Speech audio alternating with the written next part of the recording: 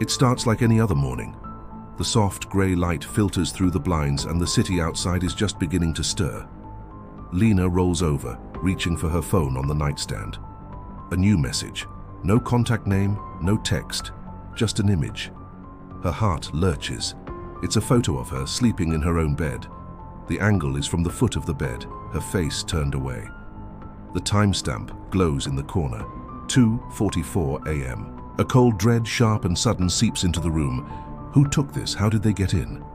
That evening, the familiar comfort of her apartment feels alien, menacing. Every click of the radiator, every distant siren makes her jump.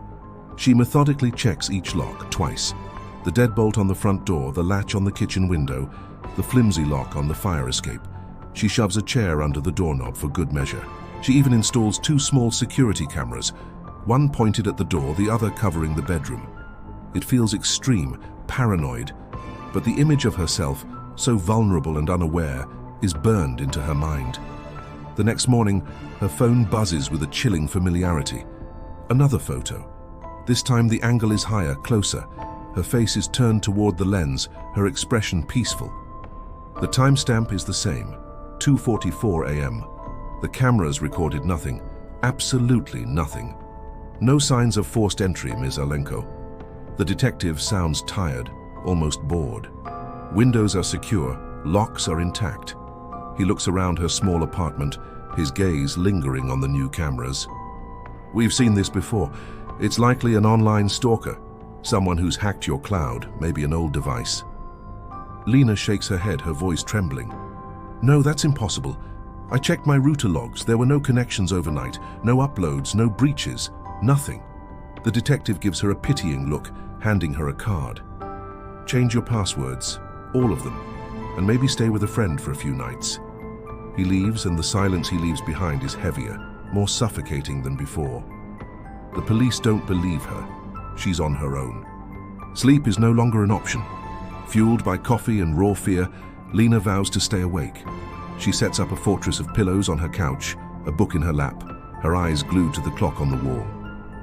1 Sonor a.m. 2 Kabur a.m. The minutes crawl by. The city outside is finally silent. 2:43 a.m. Her heart hammers against her ribs. She holds her breath. And then, at exactly 2:44 a.m., her phone, sitting on the coffee table opposite her, buzzes. Her blood runs cold. She picks it up with a shaking hand. A new photo. It shows her, in her bed, fast asleep. But she's right here, awake, wide, terrifyingly awake. The next morning, her hands tremble as she cues up the security camera footage. The recording from the bedroom camera plays normally, her empty, undisturbed bed. She fast-forwards to 2:43 a.m. Everything is still. Then, at exactly 2:44 a.m., the screen erupts into a blizzard of static. Just static. It lasts for 6 seconds. When the picture clears, the scene has changed.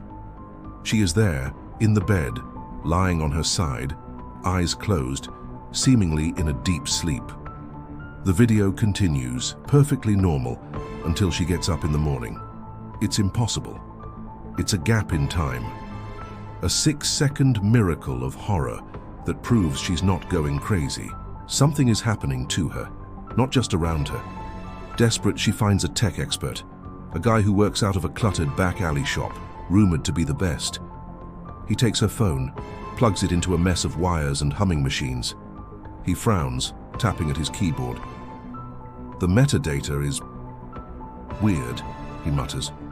It's corrupted, almost like it's trying to hide itself.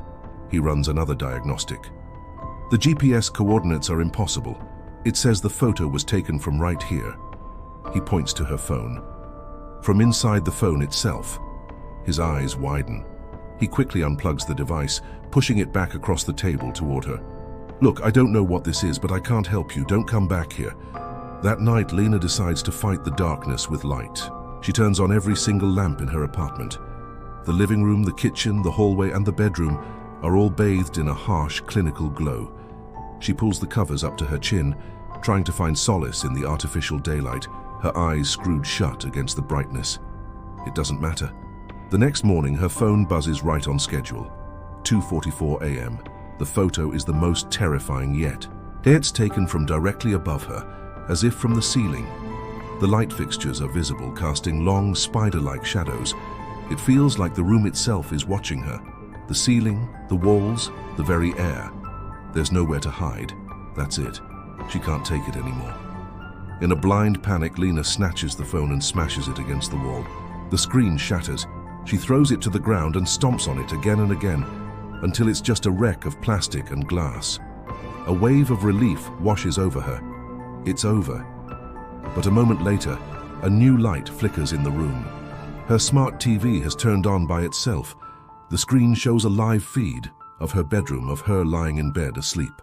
And standing beside the bed, there's a figure. Its shape is human, but its face is a blur of digital static. It stands perfectly still, its head tilted at an unnatural angle, watching. Somehow, Lena wakes up the next morning. She's in bed, in the exact position she saw on the TV screen. The sheets are neatly tucked around her. The apartment is silent. On her nightstand, her phone sits, perfectly repaired, not a scratch on it. A new message is waiting. She doesn't want to look, but she can't stop herself. This one isn't a photo, it's text. Just 5 words. Tomorrow's photo will be the last. A promise or a threat.